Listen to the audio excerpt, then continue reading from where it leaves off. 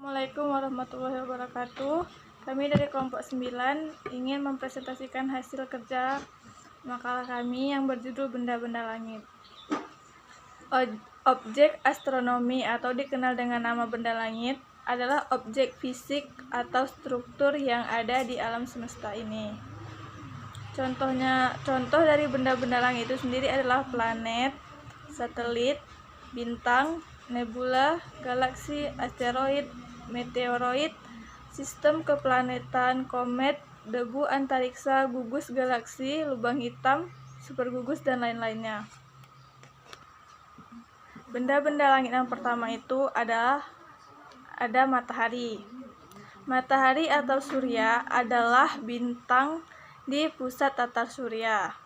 Bentuknya nyaris bulat dan terdiri dari plasma panas bercampur dengan medan magnet.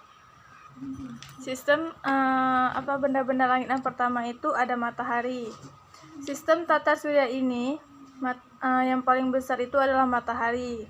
Selain paling besar, matahari mempunyai peran yang penting di lingkungan tata surya, yaitu sebagai pusat peredaran. Matahari terdiri dari inti dan terdapat 3 lapisan, yaitu fotosfer, kromosfer, dan korona. Matahari berbentuk sekitar 4,6 miliar tahun yang lalu akibat peluruhan gravitasi atau wilayah di dalam sebuah awan molekul besar. Sebagian materinya itu berkumpul di tengah, sementara sisanya menipih menjadi cakram beredar yang kelak menjadi tata surya. Benda-benda langit yang kedua itu adalah planet. Planet-planet yang mempunyai lintasan lebih kecil daripada lintasan bumi diklarifikasi sebagai interior. Planet-planet yang mempunyai lintasan lebih besar daripada lintasan bumi dikelompokkan sebagai planet-planet superior. Metode mengelompokkan yang lain dilakukan dengan mengelompokkan Merkurius, Venus, Mars, Bumi sebagai planet-planet atau planet yang pertama itu ada Merkurius. Merkurius merupakan planet yang paling dekat dengan matahari dan tidak memiliki satelit. Merkurius ini dapat terlihat di atas horizon barat tepat setelah matahari terbenam, atau di atas horizon timur tepat sebelum matahari terbit. Yang kedua ada Venus. Venus merupakan planet terestrial tanpa satelit yang tampak pada waktu senja atau fajar, sehingga Venus sering disebut sebagai bintang pagi atau bintang sore. Periode revolusi Venus adalah 225 hari dan periode rotasinya adalah 243 hari. Yang ketiga itu ada planet Bumi. Bumi merupakan planet ketiga dalam tata surya.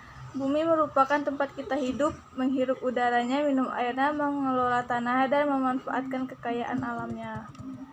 Yang keempat itu ada planet Mars. Mars adalah planet yang tampak kemerah-merahan jika dilihat dari bumi. Mars mengelilingi bumi dengan periode revolusi 687 hari. Planet ini berputar pada sumbunya dengan periode 24 jam 37,4 menit. Mars memiliki satelit yaitu Phobos dan Deimos. Yang kelima ada planet Jupiter. Jupiter merupakan planet terbesar dalam tata surya dengan massa kira-kira 318 kali bumi dengan kecepatan rata-rata kira-kira itu ada 1330 kg. Percepatan gravitasi pada permukaan Jupiter kira-kira 2,35 kali kecepatan gravitasi yang ada di bumi. Yang keenam itu ada planet Saturnus.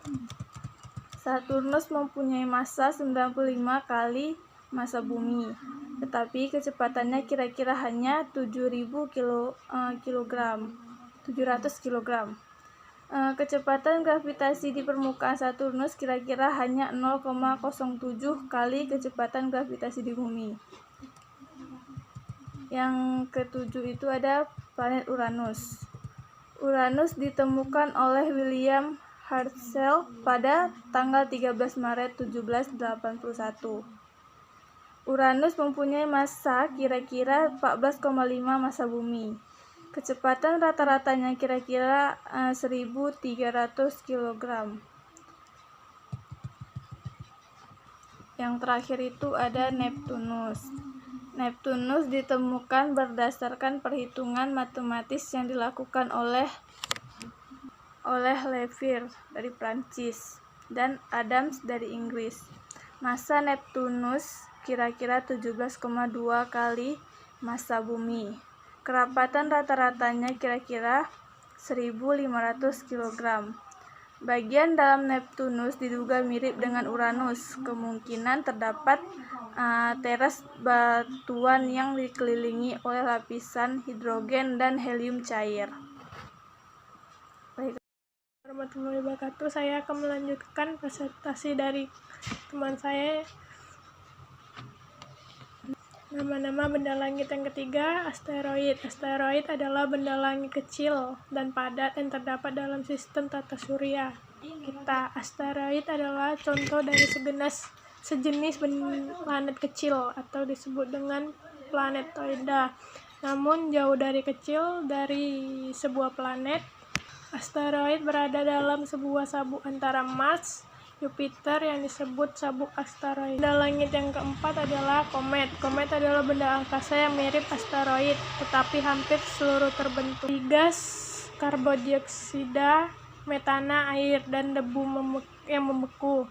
Komet memiliki orbit atau lintasan yang berbentuk elif, lebih lonjong dan panjang daripada orbit planet. Benda-benda langit yang kelima, meteoroid. Meteoroid adalah batu-batu angkasa berukuran kecil yang melayang-layang bebas di angkasa dan bergerak cepat. Lintasan meteoroid tidak beraturan dan tidak mengorbit kepada matahari. Selanjutnya, meteor. Meteor adalah meteoroid yang tertarik masuk ke dalam atmosfer bumi karena berpengaruh gravitasi bumi. Karena mereka mengalami gesekan yang hebat oleh atmosfer dan gerakannya pun yang cepat dapat menuju permukaan bumi. Meteoroid terbakar di atmosfer. Meteoroid yang terbakar inilah disebut dengan meteor. Penduduk bumi melihat meteor yang terbakar sebagai bintang. Assalamualaikum warahmatullahi wabarakatuh. Saya akan melanjutkan presentasi nama-nama langit, yaitu bintang. Bintang merupakan benda langit yang memancarkan cahaya yang disebabkan oleh reaksi fusi Nuril yang menghasilkan energi yang terjadi. Intinya, perlu diperhatikan bahwa bintang semu bukanlah bintang, tetapi planet yang memantulkan cahaya dari bintang lain dan terlihat bercahaya di langit seperti sebuah bintang.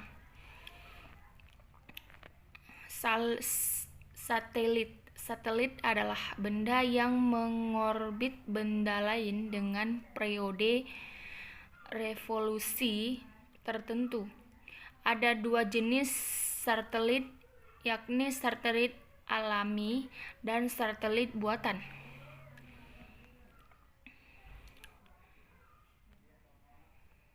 Jadi kesimpulannya, Bumi dan antariksa adalah pelajaran yang mencangkup keseluruhan dari isi bumian, benda-benda yang ada di luar angkasa. Pembelajaran di sekolah dasar harus menggunakan media atau alat peraga yang tepat agar siswa di sekolah dasar dapat dengan mudah memahami. Untuk itu inovasi dari guru sangat perlu untuk menunjang kegiatan pembelajaran di sekolah dasar. Pembelajaran tentang sistem bumi, bulan, matahari di sekolah sangat penting terkait pemahaman dan pengetahuan siswa tentang kedudukan bumi dan matahari. Pembelajaran yang dapat dilakukan oleh guru dasar tentang pembelajaran sistem bumi dan bulan dan matahari dapat menggunakan media gambar, video, dan peragaan yang dilakukan oleh siswa. Pengukuran hasil pembelajaran dapat dilakukan dengan cara yang inovatif, yaitu melalui permainan atau game. Siswa akan terbawa oleh arus permainan sehingga merasakan senang dan menjawab soal dari guru sekaligus sebagai tingkat mengukur sejauh mana siswa telah menyerap pembelajaran tersebut. Terima kasih, sekian dari saya. Assalamualaikum warahmatullahi wabarakatuh.